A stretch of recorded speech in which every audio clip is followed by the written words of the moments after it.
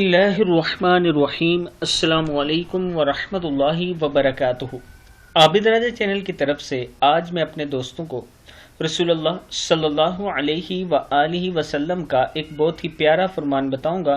اس سے پہلے میں اپنے تمام دوستوں سے گزارش کروں گا کہ اس ویڈیو کو آپ نے آگے ضرور شیئر کرنا ہے۔